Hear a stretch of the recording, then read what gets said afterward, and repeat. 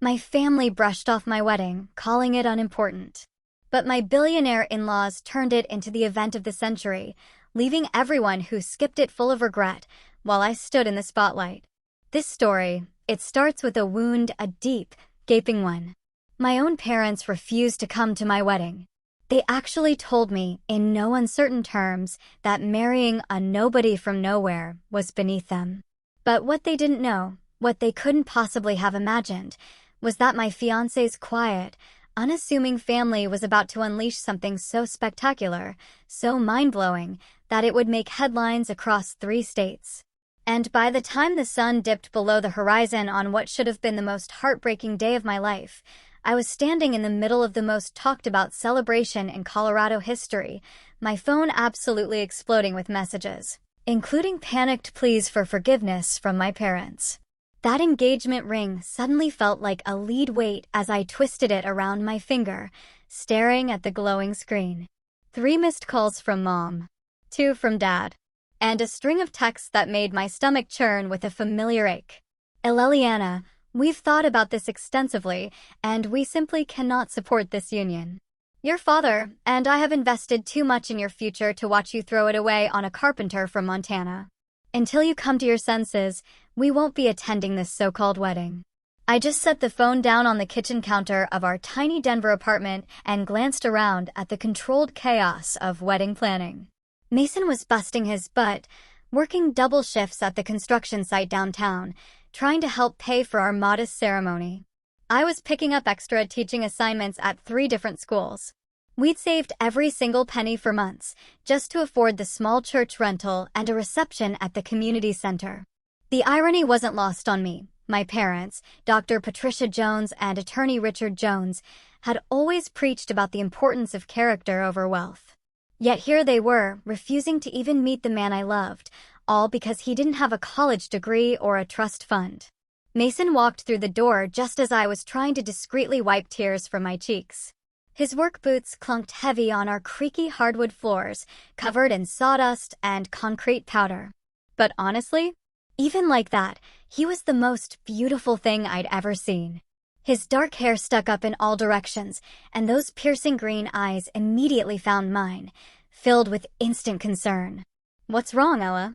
I handed him my phone without a single word. He read the messages in silence, his jaw tightening with each line.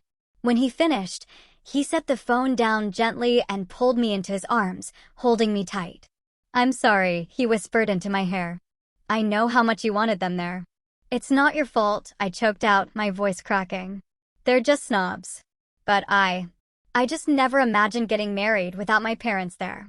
Mom was supposed to help me with my dress. Dad was supposed to walk me down the aisle. Mason pulled back, his calloused hands framing my face. "We don't need their approval, Elle. We never did. And honestly, my family's going to love you so much, you'll forget all about them." I managed a weak smile. The truth was, I hadn't met much of Mason's family yet. His parents lived in a remote part of Montana where cell service was spotty, and they'd been traveling extensively. All I knew was that his father, Robert Carter, had some kind of business that kept them busy, and his mother, Susan, was apparently thrilled to finally meet me. They'd confirmed they'd be flying in for the wedding, along with Mason's younger sister, Emma, and several cousins. "Tell me again about your family," I said, settling into his arms on our thrift store couch. "I'm nervous about meeting them all at once." Mason chuckled, that low rumble I'd fallen in love with. "There's nothing to be nervous about. Dad's quiet, but incredibly kind. He'll probably try to fix something in your apartment within 5 minutes of meeting you. Mom will want to cook for you and ask a million questions about your students. Emma's going to steal you away from me to talk about books.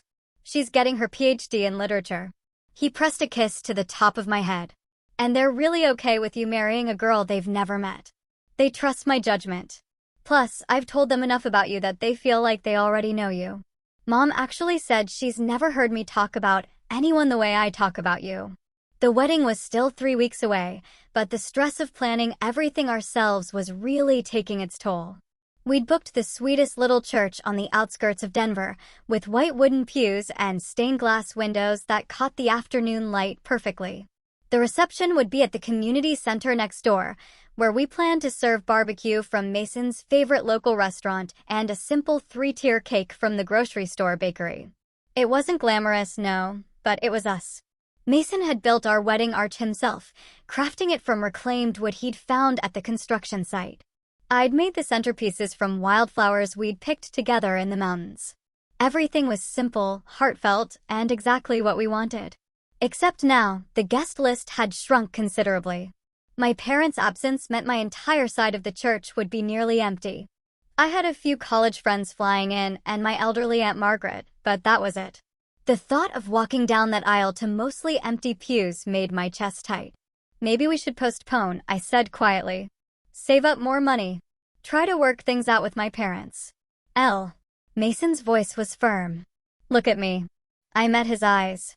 We're not postponing our lives for people who can't see how incredible you are. Our wedding is going to be perfect because we'll be there, promising to love each other forever. That's all that matters. He was right. But it didn't make the hurt any less sharp. I dreamed of my wedding day since I was little, and in every version, my parents were there, beaming with pride.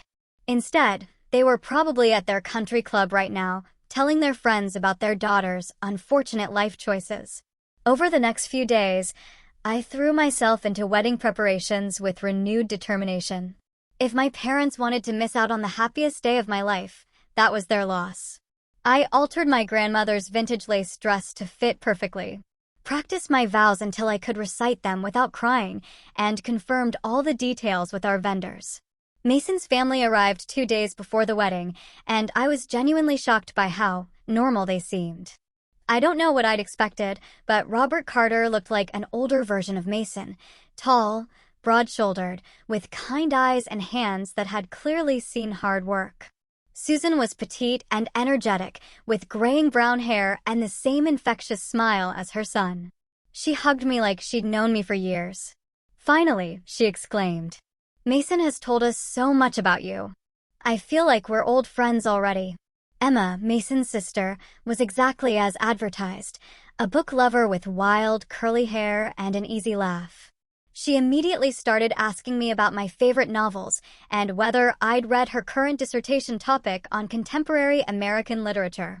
They'd rented rooms at a modest hotel downtown and insisted on taking us out for dinner at a casual Italian place. Nothing about their behavior suggested anything other than a middle-class family from rural Montana. Robert talked about the weather and asked about my teaching. Susan wanted to know if I needed help with any last-minute wedding preparations. Emma told stories about Mason's childhood that made me laugh until my sides ached. The only thing that struck me as slightly unusual was how they'd arrived. I'd assumed they'd driven from Montana, but Mason mentioned they'd flown in. When I asked about it later, he just shrugged and said his dad had found a good deal on flights. The night before the wedding, I lay awake, staring at the ceiling of our bedroom. Tomorrow, I'd become Mrs. Aleliana Carter.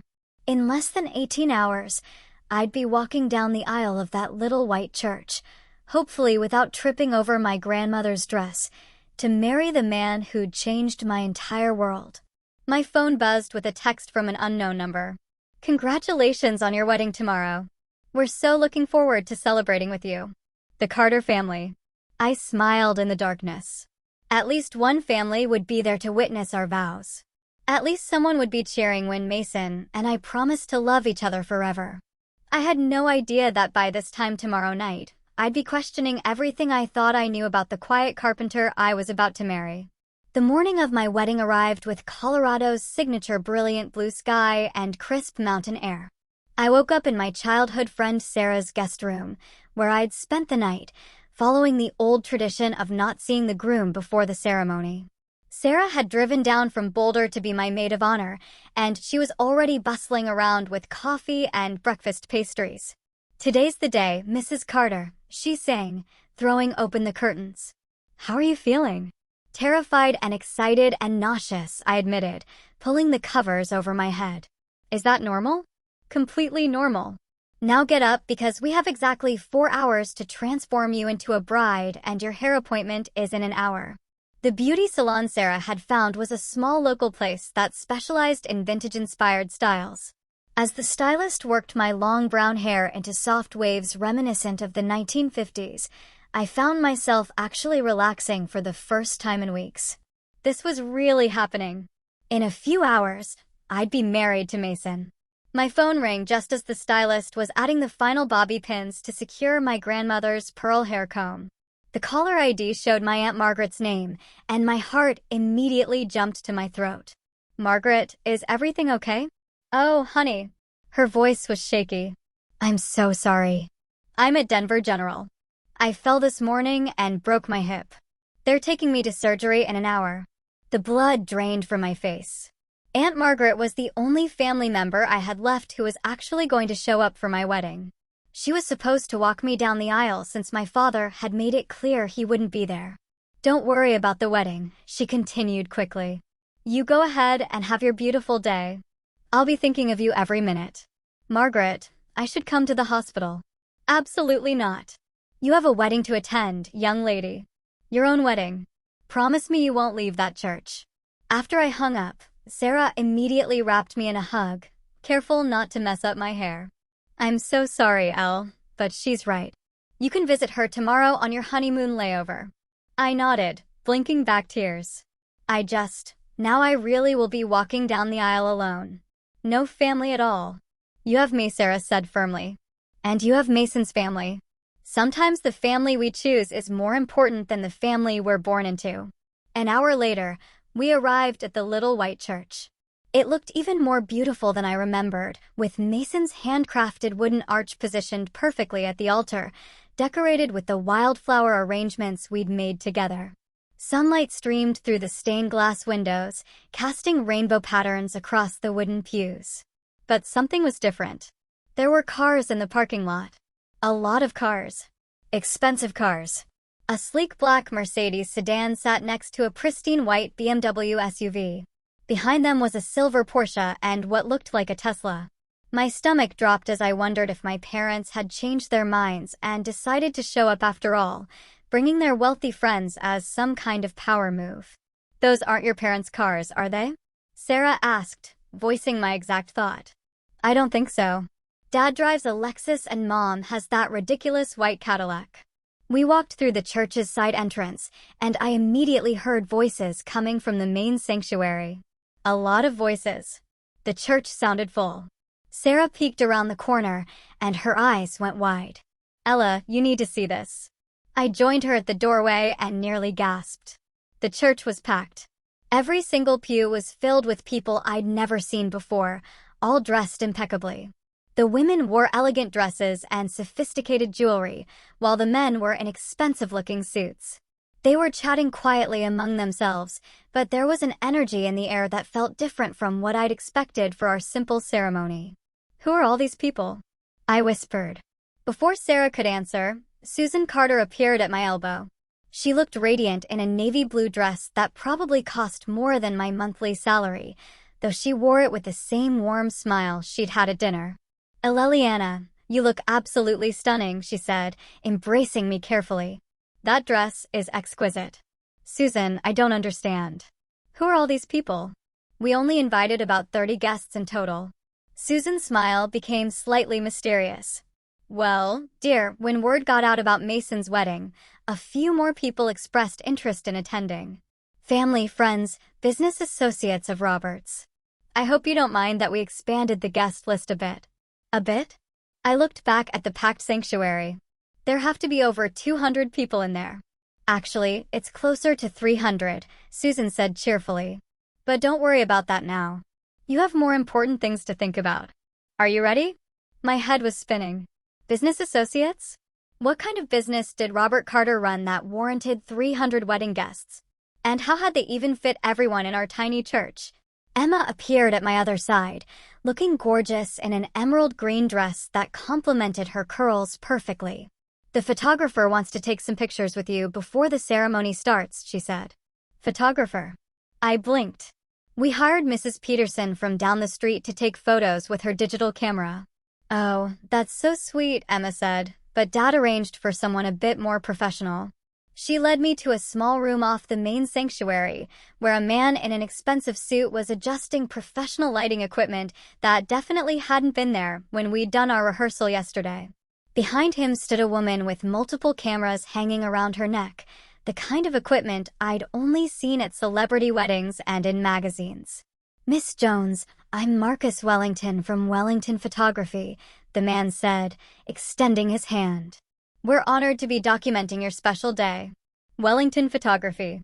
I'd heard that name before. They'd photographed the governor's daughter's wedding last year, the one that made the cover of Colorado Bride magazine.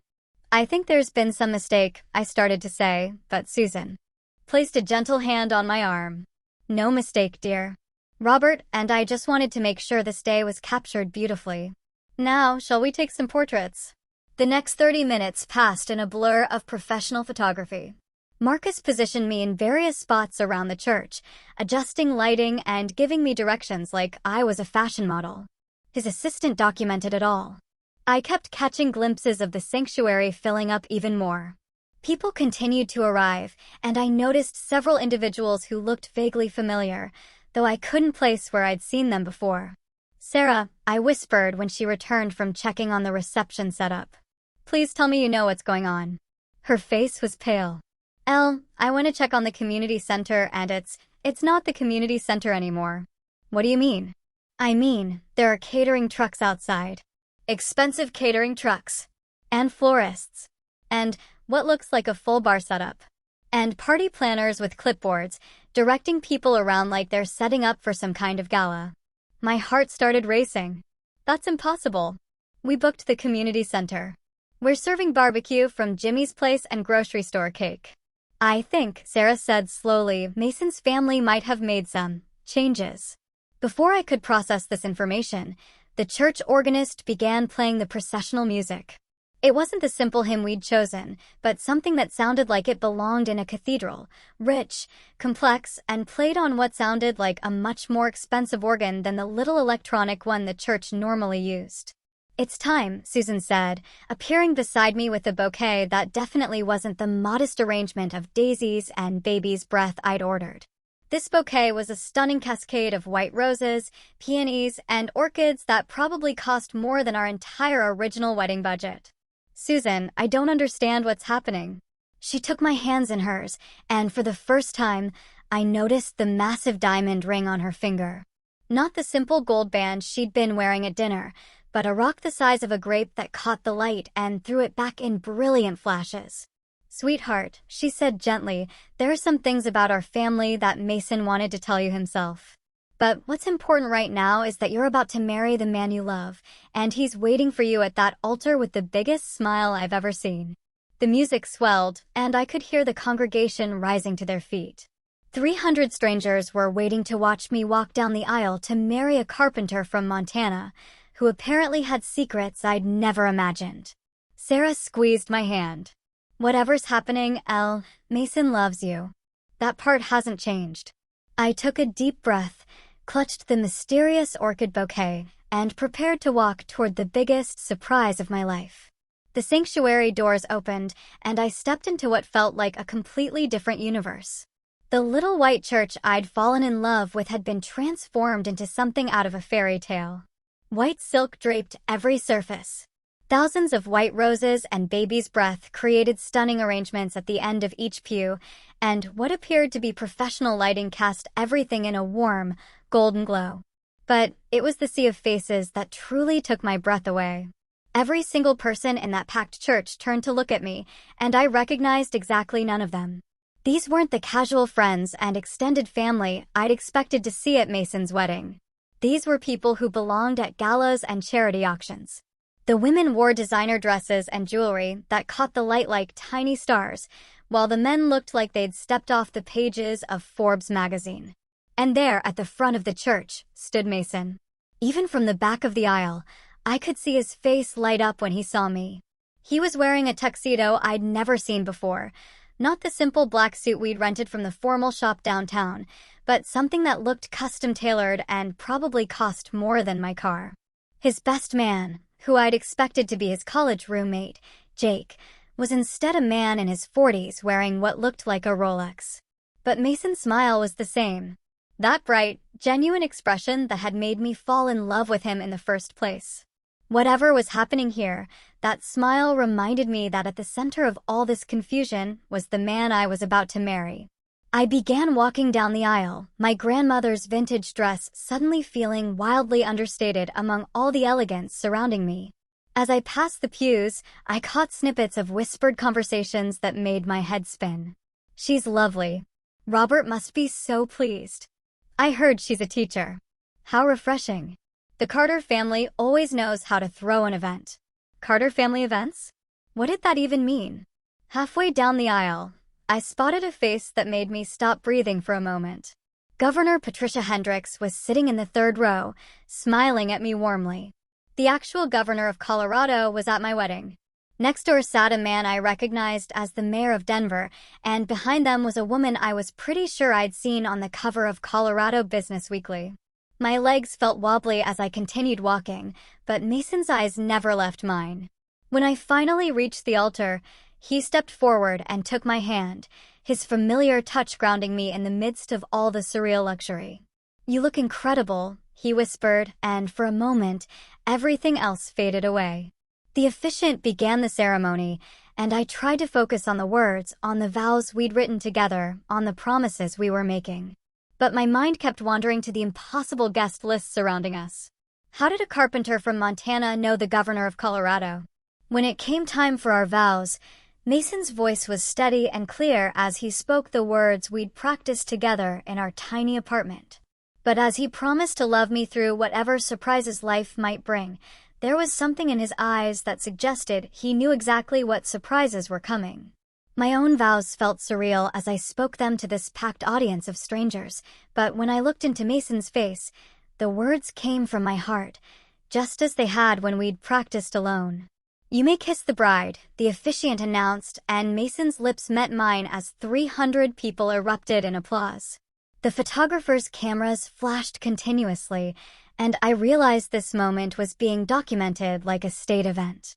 As we walked back down the aisle together, now husband and wife, I caught sight of something that made my heart stop. In the very back pew, looking uncomfortable but definitely present, sat my parents. My father, Dr. Richard Jones, was wearing his best suit and looking like he'd rather be anywhere else. My mother, Dr. Patricia Jones, had her phone out and was taking pictures, tears streaming down her cheeks. They had come. Somehow, despite everything they'd said, they were here. "Mason," I whispered as we reached the back of the church. "My parents are here." He followed my gaze, and his expression shifted to something I couldn't quite read. "I know," he said quietly. "I'll explain everything at the reception." Before I could ask what he meant, we were swept outside by the photographer for more pictures. The parking lot had somehow been transformed as well. A red carpet led from the church steps to a line of luxury cars that definitely hadn't been there when I'd arrived. Rose petals covered the ground and more professional photographers captured every moment. "Mrs. Carter," Marcus the photographer called out. "We'd like to get some shots by the Bentley." I looked around, confused, until I realized he was talking to me. Mrs. Carter. That was my name now. And apparently there was a Bentley involved in our wedding photos. The car was a pristine white Bentley Continental, decorated with white ribbons and more of those expensive roses. Mason helped me pose next to it, his hand warm on the small of my back, but I could feel the tension in his shoulders. "Whose car is this?" I whispered. "It's yours now," he said simply. "Wedding gift from my parents." A Bentley? His parents had given us a Bentley as a wedding gift? Carpenter's parents didn't give Bentleys as wedding gifts. After what felt like hundreds more photos, we were ushered into the back seat of the luxury car by a man in a chauffeur's uniform who addressed Mason as Mr. Carter, with a level of formality that suggested this wasn't their first meeting. As we drove the short distance to what should have been the community center, I stared out the window in shock. The parking lot was filled with more luxury vehicles, and professional valets were helping guests out of their cars. A red carpet led to an entrance that had been completely transformed with what looked like thousands of dollars worth of flowers and lighting. "Mason," I said, my voice barely above a whisper. "What is happening?" He took my hands in his, and I could see the conflict in his face. There's something I should have told you a long time ago. Something I wanted to tell you, but I wasn't sure how. What kind of something? He took a deep breath. My family, we're not exactly who you think we are. The chauffeur opened our door, and the sounds of a full orchestra drifted out from what had once been a simple community center. Through the glass doors, I could see crystal chandeliers that definitely hadn't been there yesterday, and what appeared to be a full ballroom setup with round tables draped in white linens. How? Not exactly. I managed to ask. Mason helped me out of the car, and as we stood on the red carpet with photographers capturing our every move, he looked into my eyes with an expression that was part love, part apology, and part something that might have been relief. My father isn't just in business, Al. He owns Carter Industries. Where, well, Forbes estimated our family's net worth at around $3 billion last year. The world tilted sideways. $3 billion. My husband, my carpenter husband, who worried about overtime shifts and shopped for groceries with coupons, was a billionaire. That's impossible, I whispered. I know it sounds crazy. I wanted to tell you so many times, but I loved that you fell in love with me, not my bank account. I loved that you didn't care about money or status or any of that. You just loved me. Before I could respond, the doors to the reception venue opened and a wave of classical music washed over us. Inside, I could see our 300 wedding guests mingling in what had been transformed into the most elegant event space I'd ever witnessed. And standing at the entrance, beaming with pride, were Robert and Susan Carter, apparently two of the wealthiest people in America, waiting to welcome their new daughter-in-law to a world I never knew existed. Walking into that reception felt like stepping through a portal into another dimension. The community center I'd visited just days ago had been completely gutted and rebuilt into something that belonged in a luxury hotel. Crystal chandeliers hung from a ceiling that had somehow been raised and draped in flowing white silk. The concrete floors were now covered in gleaming hardwood, and floor-to-ceiling windows had been installed where blank walls used to be, offering stunning views of the Rocky Mountains. Round tables for 10 were positioned throughout the space, each one covered in ivory linens and topped with towering centerpieces of white orchids, roses, and peonies. The silverware looked like actual silver, and the wine glasses were crystal that caught the light like diamonds. A full orchestra was set up on a stage that definitely hadn't existed yesterday, playing classical music that made our original playlist of country songs seem laughably inadequate. But what truly made my knees weak was the sheer scale of it all. This wasn't a reception for 50 people eating barbecue off paper plates. This was a black-tie gala for 300 guests who were now applauding as Mason and I entered. Professional servers in crisp uniforms circulated with champagne that probably cost more per bottle than I made in a week. Mrs. Carter, a woman in an elegant black dress, approached us with a clipboard. I'm Jennifer Walsh, your event coordinator. Everything is proceeding perfectly on schedule.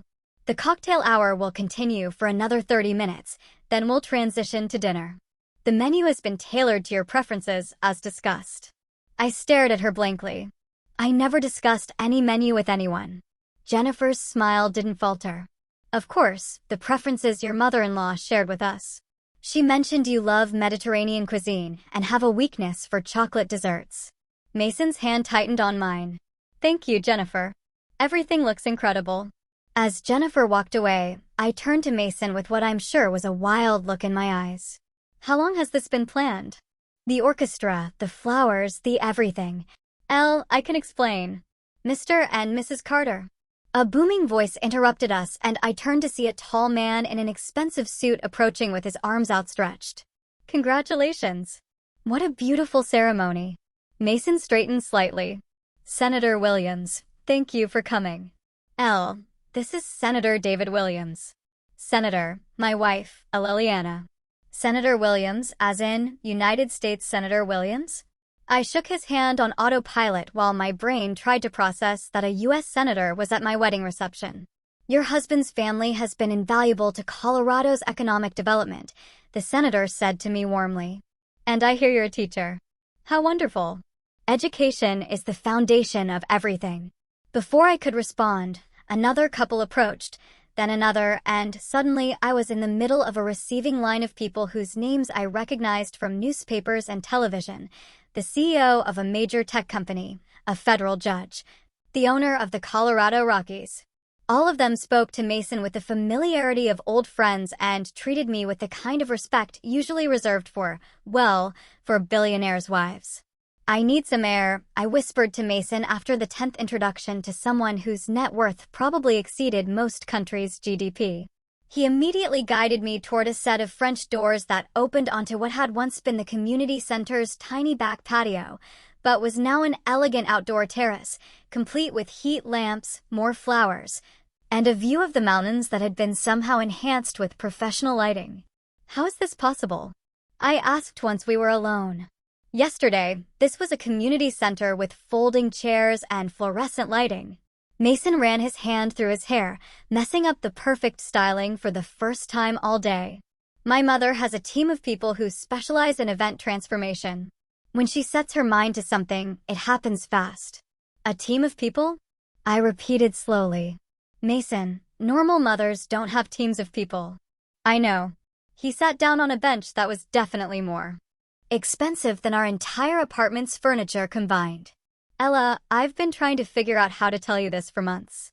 I sat beside him, my grandmother's dress pooling around us. "Tell me what exactly? That you're rich? That your family is rich? That you've been lying to me about who you are?" "Not lying," he said quickly. "Never lying. Everything I told you about myself is true. I did grow up in Montana. I do love working with my hands. I really was living paycheck to paycheck when we met." "Then how?" "Because I chose to." He turned to face me fully. "When I turned 18, my father offered me a position at Carter Industries. Vice President Track, corner office, 7-figure salary. I turned it down." I blinked at him. "You turned down a 7-figure salary?" "I wanted to make my own way. I wanted to know who I was outside of the family money. So I moved to Denver, got a job in construction, and tried to live like a normal person." "Tried to live like a normal person?" I echoed. "Mason, we split grocery bills. I watched you stress about overtime pay. You let me believe we were struggling financially." "We were," he said earnestly. "I was. I've been living entirely off my construction salary for the past 3 years. I haven't touched a penny of family money." "But they've been watching," I said, pieces clicking together. "Your parents knew exactly who I was, where I worked, what I liked to eat." Mason nodded reluctantly. "They had you investigated before I brought you to meet them. It's standard protocol for anyone who gets close to family members." "I'm sorry, Elle. I hated that part of it." "Investigated." The word felt bitter in my mouth. What did they find out about me that I don't know about myself? "Nothing bad," he said quickly. "Just basic background stuff, financial records, employment history, education. They were actually impressed that you've never had so much as a parking ticket." I stood up abruptly, needing to pace. "This is insane, Mason. People don't get investigated for dating construction workers. People don't transform community centers overnight. People don't invite U.S. senators to their weddings. The Carters do," he said quietly. Through the French doors, I could see our wedding guests mingling, laughing, drinking champagne that probably cost more than most people's rent. My parents were standing near the orchestra, looking simultaneously awed and terrified. My mother was actually taking notes in a small notebook, probably documenting every detail for her country club friends. "Your parents came," Mason said, following my gaze. "How did they even know to come?" "They said they weren't coming. They were very clear about not supporting this marriage." Mason's silence was answer enough. "You called them," I said. "Or your family did." "My father called your father yesterday morning. They had a conversation about the importance of family being present for life's most significant moments." "What kind of conversation?" "The kind that happens when Robert Carter, founder and CEO of Carter Industries, personally calls to invite you to his son's wedding." I leaned against the railing, staring out at the mountain view. "So, they didn't have a change of heart about you being good enough for me. They found out you were rich." My voice hardened. "Well, that's exactly what happened, isn't it?" My parents, who refused to attend their daughter's wedding because her fiancé was just a carpenter, suddenly showed up the moment they discovered he was actually a billionaire. Mason moved to stand beside me. Does it matter why they came? They're here now. It matters because it proves everything I already knew about them, I said, my voice breaking slightly. They don't love me. They love the idea of what I can do for their social status. Inside, Jennifer, the event coordinator, was announcing that dinner would be served in 10 minutes. Through the glass, I could see our guests moving toward their assigned tables, each marked with calligraphy place cards that probably cost more than our original wedding invitations. What happens now? I asked. Do I go back in there and pretend I belong in a room full of senators and CEOs? Do I smile and make small talk with people whose weekly grocery budget is more than I make in a year? Mason took my hands in his. You don't have to pretend anything. You belong in that room because you're my wife, because you're brilliant and kind, and you make me want to be a better person every single day. But I'm not one of them, Mason. I grade papers at the kitchen table and shop at thrift stores and drive a car with duct tape holding the bumper on. Neither am I, he said firmly. Money doesn't change who you are inside, Elle. I'm still the same guy who fell in love with you in that coffee shop. I still want to build things with my hands and come home to you every night. The orchestra began playing what sounded like a dinner chime, and I could see guests taking their seats at tables that probably cost more to set than most people's wedding budgets. I looked at my husband, my billionaire husband, and realized that everything I thought I knew about my life had just changed forever. Taking a deep breath, I walked back into the reception with Mason's hand in mine. If I was going to be Mrs. Carter now, I might as well see what that actually meant. The dinner was already underway, and we were escorted to a head table that faced the entire room. I found myself seated between Mason and his father, Robert, with a perfect view of all 300 guests. The meal was unlike anything I'd ever experienced. Each course was a work of art, presented by servers who moved with choreographed precision. The appetizer alone, some kind of seared scallop with truffle oil and microgreens, probably cost more than most people's entire dinner out. Wine flowed freely, and I noticed that every bottle being served had labels I couldn't pronounce and vintage dates that suggested they'd been aging longer than I'd been alive. So, Aleliana, Robert Carter said beside me, his voice carrying the quiet confidence of someone accustomed to being listened to. Mason tells me you teach 4th grade. Yes, I managed, still feeling surreal about having a casual conversation with a billionaire. At Riverside Elementary. I've been there for 3 years. Education is the great equalizer, he said thoughtfully. Some of my most successful business partnerships have been with people who started with nothing but a good teacher who believed in them. Despite everything, I found myself warming to Mason's father. Unlike my own parents, who viewed teaching as something I did until I found a real career, Robert spoke about education with genuine respect. Mason also mentioned you're working on your master's degree, Susan added from across the table.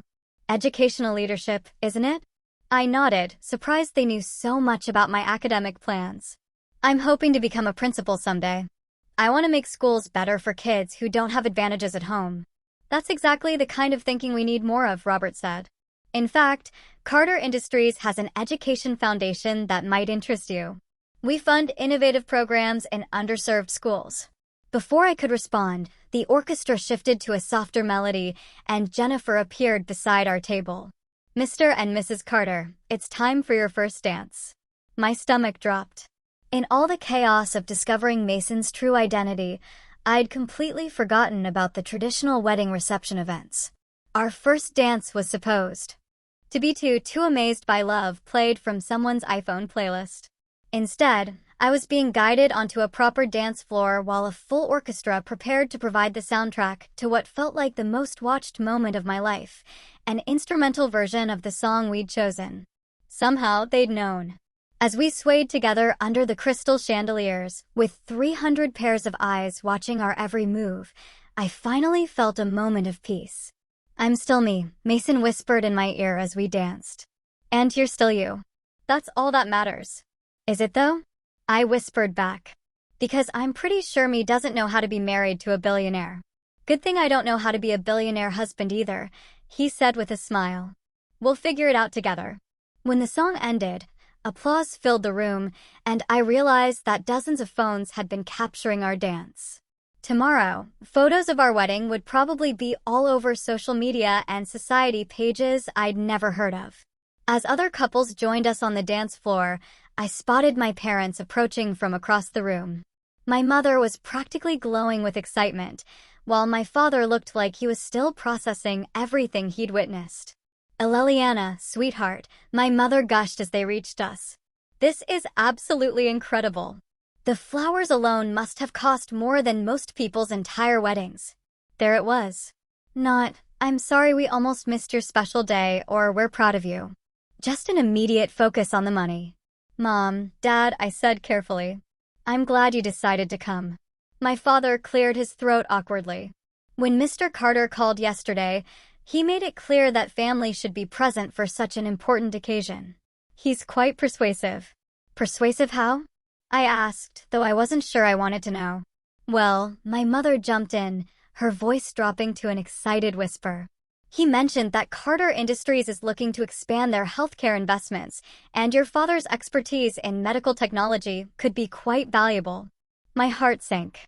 Even now, at my own wedding, my parents were networking. And my father added, straightening his tie, he suggested that perhaps we'd been too hasty in our judgment of Mason's prospects. I looked at Mason, who was standing beside me with a carefully neutral expression. "Did you know about this?"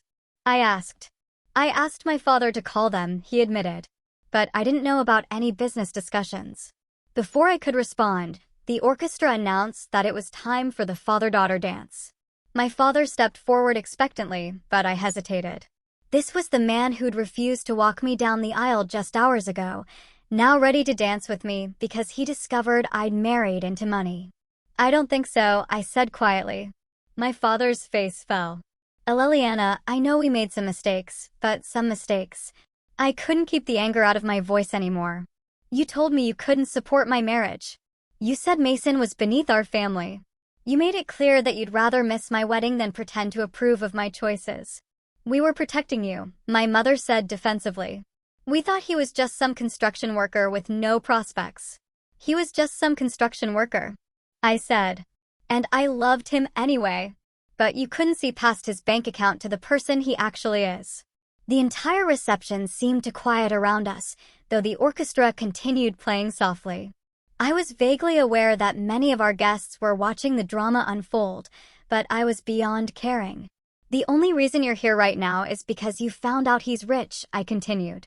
"If he really was just a carpenter, you'd be at home right now, telling your friends about your daughter's unfortunate life choices." "That's not fair," my father said, but his voice lacked conviction. "Isn't it?" I looked around the opulent reception, at the hundreds of guests who belonged to a world I'd never known existed. "Tell me honestly, Dad, if this was the same community center reception we originally planned, if Mason really was just making construction wages, would you be here?" The silence that followed was answer enough. Robert Carter appeared beside us, his presence immediately commanding attention. "Dr. Jones, Mrs. Jones," he said politely. "Perhaps we could continue this conversation at a more appropriate time. This is, after all, a celebration." My parents nodded quickly, clearly intimidated by Mason's father's quiet authority. They melted back into the crowd, leaving me standing in the middle of the dance floor, feeling like I'd just had my heart broken all over again. "I'm sorry," Mason said softly. "I thought if they came, if they saw how much I love you, they didn't come for love," I said, watching my parents across the room as they introduced themselves to other wealthy guests. "They came for networking opportunities." Emma Carter appeared at my elbow, elegant and warm. "Want to get some fresh air? There's something I think you should see." She led me back outside to the terrace, where the mountain view was now illuminated by professional lighting that made the peaks look magical against the night sky. On a small table sat a laptop computer, its screen glowing softly. "What's this?" I asked. "Social media," Emma said with a grin. "Your wedding is trending." I stared at the screen in shock. #MasonCarterWedding was indeed trending on multiple platforms, with hundreds of posts from guests sharing photos and videos of the ceremony and reception. But what surprised me wasn't the social media attention, it was the comments. "Most beautiful bride ever." #goals. "This is what true love looks like." She seems so down to earth and sweet. Lucky girl, but he's lucky too. Look how happy they are together. Hashtag real love story. You can see it in their eyes. Emma, I said slowly. These people don't even know me. No, she said with a smile. But they can see what we all see. That you and Mason are perfect for each other. Money or no money. As I scrolled through hundreds of positive comments from strangers who had watched our story unfold online, I realized something important. My parents' approval had never really mattered. What mattered was the life Mason and I were going to build together, and the family that had welcomed me with open arms from the very beginning. The orchestra began playing again, and, through the French doors, I could see Mason searching the crowd for me, his face lighting up when he spotted me on the terrace. For the first time since walking into that transformed church, I felt ready to embrace whatever came next. Walking back into the reception, I felt different, lighter somehow, as if confronting my parents had lifted a weight I didn't realize I'd been carrying. Mason immediately appeared at my side, his relief visible when he saw my face. "How are you feeling?" he asked softly. "Like I'm exactly where I'm supposed to be," I said, and meant it. The evening continued to unfold like something out of a dream. The cake-cutting ceremony involved a 4-tier masterpiece that looked like it belonged in a museum rather than being eaten. Each layer was a different flavor: vanilla bean with raspberry filling, chocolate with salted caramel, lemon with lavender buttercream, and red velvet with cream cheese frosting. It was so far removed from our original grocery store sheet cake that I couldn't help but laugh. "What's funny?" Mason asked as we posed for photos with the ornate cake. "I'm just thinking about how we spent 3 weeks debating whether we could afford the upgrade from vanilla to chocolate," I said. "And now we have 4 different flavors, each probably costing more than our entire original budget." "Do you miss it?" he asked quietly. "The simple version we planned?" I considered this as the photographer directed us to cut the first slice. "I miss the innocence of it," I admitted. "But I don't miss feeling like we had to choose between things we wanted because of money." As the evening progressed, I found myself in conversations that would have terrified me just hours earlier. Senator Williams's wife, Margaret, turned out to be a former teacher who was passionate about education reform. We spent 20 minutes discussing literacy programs and standardized testing while our husbands talked about infrastructure bills. "You know," Margaret said, sipping her champagne, "the Carter Education Foundation is always looking for passionate educators to help guide their programs. You should consider getting involved." Before I could respond, a commotion near the entrance caught my attention. A young woman in an evening gown was arguing with what appeared to be security personnel, her voice carrying across the reception. "I'm family," she was saying loudly. "Ask Mason. He'll tell you I'm supposed to be here." Mason's expression darkened immediately. "Excuse me," he said to the group we'd been talking with, and headed toward the disturbance. I followed, curious and concerned. The woman was probably in her mid-20s, with platinum blonde hair and the kind of confidence that comes from never being told no. She was beautiful in an expensive, high-maintenance way that made me suddenly conscious of my grandmother's vintage dress. "Clarissa," Mason said as we approached, his voice carefully controlled. "What are you doing here?" "Congratulating you, of course," she said with a bright smile that didn't quite reach her eyes. "Though, I have to say, I'm surprised you didn't invite me personally." I looked between them, sensing an undercurrent I didn't understand. "Mason, who is this?" "Clarissa Worthington," the woman said, extending a perfectly manicured hand. "And you must be the lucky bride." "I'm an old friend of Mason's." "A very old friend." The way she emphasized very made my stomach tighten. But before I could respond, Robert Carter appeared beside us with the kind of expression that suggested this conversation was about to end quickly. "Miss Worthington," he said coolly, "I don't believe you were on our guest list." "Oh, come now, Mr. Carter," Clarissa said with a laugh that sounded like breaking glass. "Surely there's room for one more guest at such a lavish affair?"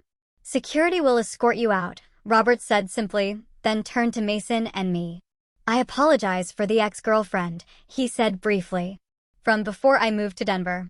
It's been over for years." Something in his tone suggested there was more to the story, but before I could ask, The orchestra began playing the last dance of the evening. Mason took my hand and led me onto the dance floor one final time as our guests gathered around us.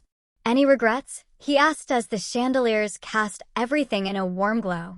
The mountain views through the windows were breathtaking, and we were surrounded by people who had traveled from across the country to celebrate with us. My parents stood at the edge of the crowd, looking somewhat lost, but trying to fit in. Emma was dancing with someone who might have been a tech billionaire, laughing at something he'd said. Robert and Susan Carter watched their son with obvious pride and affection. "Just one," I said finally. Mason's face fell. "What?" "I regret not knowing about your family sooner," I said. "Not because of the money, but because I missed out on months of knowing how wonderful they are." His relief was palpable. "They've been dying to properly welcome you to the family.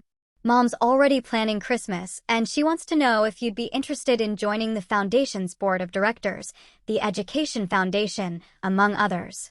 Carter Industries supports about 15 different charitable organizations. Mom thinks you'd be perfect for the education and children's welfare boards." The idea of having the resources to actually make a difference in children's lives was both thrilling and overwhelming. "Mason, I don't know anything about running a foundation. You know about teaching kids and making their lives better," he said. "That's more important than knowing how to read financial reports." As the song ended, Robert Carter stepped onto the stage and took the microphone from the orchestra conductor. "Ladies and gentlemen," his voice carried easily across the room, "thank you all for being here tonight to celebrate Mason and Aleliana's wedding. As many of you know, family is everything to Susan and me. Tonight, we're not just celebrating a marriage, we're welcoming a remarkable young woman into our family." He looked directly at me, and I felt tears starting to form. "Aleliana, you've made our son happier than we've ever seen him. Your dedication to education, your kindness, and your genuine heart represent everything we value most. We're honored to call you our daughter." The applause was thunderous, and I realized that this feeling of being truly accepted and valued for who I was what I'd been missing from my relationship with my own parents my entire life. Later, as the evening wound down and guests began to leave, I found myself saying goodbye to people whose names I would never have imagined knowing. The governor hugged me and invited Mason and me to dinner at the state capitol. The tech CEO handed me his card and said his company was always looking for innovative education consultants. 3 different foundation directors asked if I'd be interested in joining their boards. My parents approached as we were preparing to leave for our honeymoon suite at the Four Seasons downtown. "Aleliana," my mother said hesitantly, "we want you to know that we're proud of you." "Are you?" I asked. "Or are you proud of who I married?" My father stepped forward. "We made mistakes today, big ones. We let our prejudices cloud our judgment about Mason. And more importantly, we failed to support you when you needed us most." "You did," I agreed. "Can you forgive us?" my mother asked, tears in her eyes. I looked at these people who had raised me but never really seen me, who had come to my wedding for all the wrong reasons, but were at least trying to admit their mistakes. "I can forgive you," I said finally. "But things are going to be different between us from now on." "Different how?" my father asked. "You're going to have to earn back my trust," I said. "And you're going to have to accept that my life is my own, regardless of how much money my husband has." They nodded, looking chastened. And I realized that this was probably the first real conversation we'd ever had as adults. Mason and I finally left the reception at nearly midnight, climbing into the white Bentley that was apparently ours now. As we drove through the quiet Denver streets toward the hotel, I reflected on the most surreal day of my life. "So," I said, leaning against Mason's shoulder, "what happens now? Do I have to learn how to be rich?" "You have to learn how to be happy," he said, kissing the top of my head. "Everything else is just details." Looking out at the city lights, I realized that for the first time in my life, I felt like I truly belonged somewhere. Not because of money or status, but because I'd found a family that valued me for exactly who I was. Tomorrow, I'd wake up as Mrs. Aleliana Carter, wife of a billionaire, potential board member of multiple foundations, and daughter-in-law to 2 of the most powerful people in Colorado. But tonight, I was just a woman who had married the love of her life, surrounded by people who genuinely cared about her happiness. And that felt like the greatest fortune of all. 6 months later, I stood in the boardroom of Carter Industries, looking out at the Denver skyline through floor-to-ceiling windows that offered a view I never could have imagined having access to. The quarterly Education Foundation meeting had just concluded, and I was reviewing the proposals we'd approved for funding: 12 new literacy programs across Colorado, 3 STEM initiatives for underserved schools, and a teacher training program that would impact over 500 educators. Mrs. Carter, Jennifer Walsh, the same woman who had coordinated our wedding, now served as the Foundation's program director. The scholarship recipients are here for the award ceremony. I smoothed my navy blue dress, designer now, though I still felt strange about the price tags, and headed toward the conference room where 20 high school seniors waited with their families. These students would receive full college scholarships funded by the Carter Education Foundation. And seeing their faces when we announced their awards never got old. "Good afternoon, everyone," I said as I entered the room. "Congratulations to all of our scholarship recipients. Your hard work and dedication have brought you here today." As I handed out the scholarship certificates, I reflected on how much my life had changed since that surreal wedding day. The transition hadn't been seamless. Learning to navigate charity galas, board meetings, and social expectations that came with being a Carter had required more adjustment than I'd anticipated. But the work itself, being able to make a real difference in children's education with resources I'd never dreamed of having, made every awkward moment worthwhile. One of the scholarship recipients, a young girl named Maria Gonzalez from East Denver, reminded me so much of my former students that I lingered to talk with her after the ceremony. "Mrs. Carter," she said shyly, "I wanted to thank you personally. This scholarship means I can become a teacher like I've always dreamed." "What grade do you want to teach?" I asked. "Elementary. I want to work with kids who don't have much support at home, like I did. I want to be the teacher who believes in them." I felt tears pricking my eyes. "That's exactly why we do this, Maria. Teachers like you can change the world, one student at a time." After the ceremony, I drove home to the house that still sometimes felt like I was living in someone else's life. Mason and I had moved out of our tiny Denver apartment into a sprawling estate in Cherry Hills Village, complete with mountain views, a home office for my foundation work, and a workshop where Mason could pursue his carpentry projects. He'd officially joined Carter Industries 6 months ago, but insisted on maintaining his hands-on approach to construction projects. I found him in the kitchen, still wearing his work clothes and covered in sawdust, preparing dinner with the kind of focus he brought to everything he did. "How was the scholarship ceremony?" he asked, wrapping me in a hug despite being dusty. "Perfect. We have 20 kids who are going to college who might not have had the chance otherwise." I pulled back to look at him. "How was your day? Still enjoying the corporate world?" Mason laughed. "I spent the morning in board meetings discussing sustainable building materials and the afternoon actually installing solar panels on a low-income housing project. It's the best of both worlds." As we cooked together, my phone buzzed with a text message. The contact name made me pause. "Mom, the strangest thing happened today," the message read. "I met a woman at the country club whose daughter received one of your foundation scholarships. She couldn't stop talking about how much the program meant to their family. I wanted you to know that your father and I are proud of the work you're doing." I showed the message to Mason, who read it with raised eyebrows. "That's progress," he said carefully. "It is," I agreed. "Slow progress, but progress." My relationship with my parents had indeed been slowly rebuilding over the past 6 months. They'd made genuine efforts to get to know Mason for who he was rather than what he represented financially. My father had even started volunteering at a college in the classrooms he learned about through Carter Industries' healthcare initiatives. "Speaking of your parents," Mason said, "they're coming to dinner on Sunday, remember? Along with my parents, Emma, and probably half the Colorado political establishment." I said with a laugh, Sunday dinners at the Carter house have become quite the affair. It was true.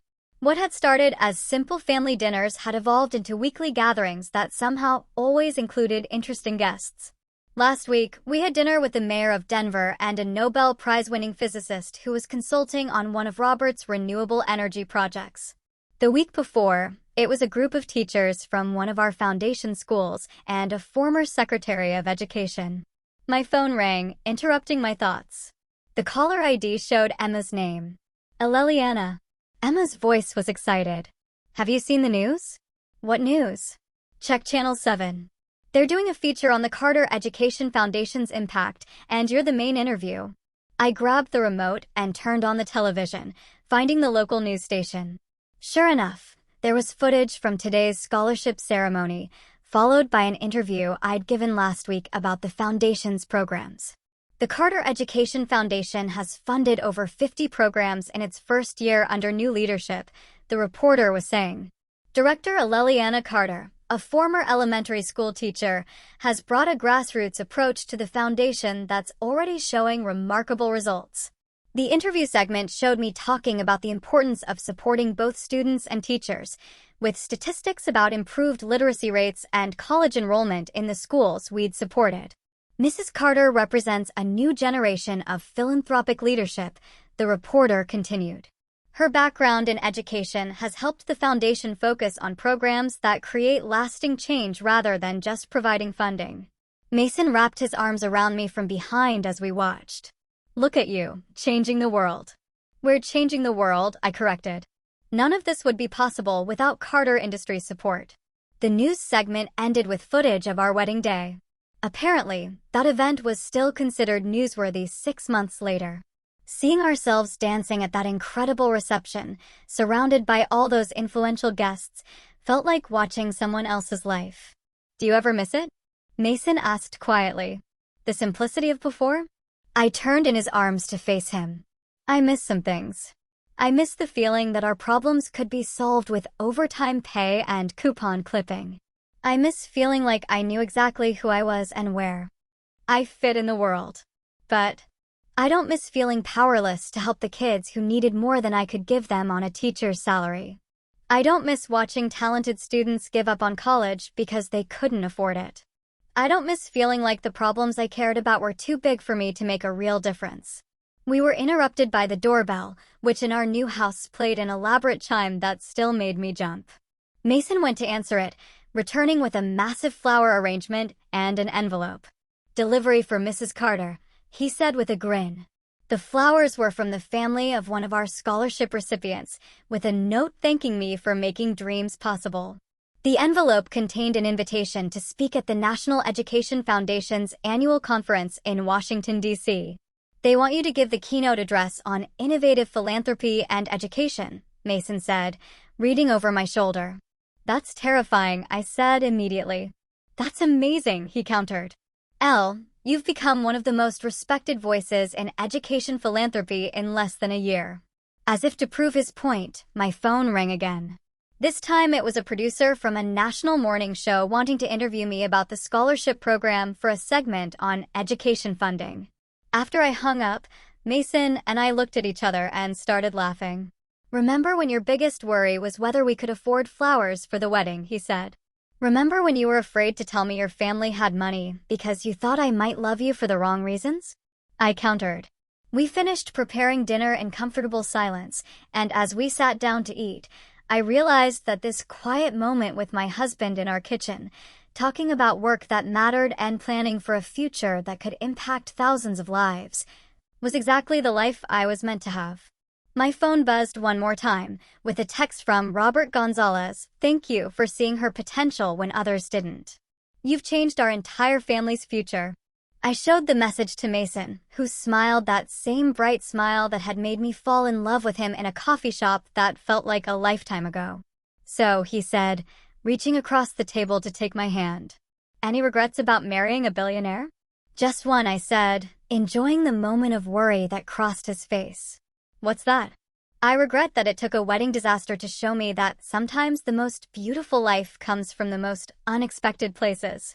Outside our windows, the Colorado mountains stood silhouetted against the sunset.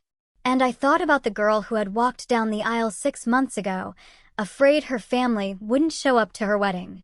That girl had no idea she was walking toward a life beyond her wildest dreams. Not because of money, but because she was about to discover what it meant to be truly valued, truly supported, and truly loved. The wedding my parents had tried to ignore had indeed become the event of the century. But more importantly, It had become the beginning of a story I never could have written for myself, one where a teacher from Denver got to change the world, one student at a time.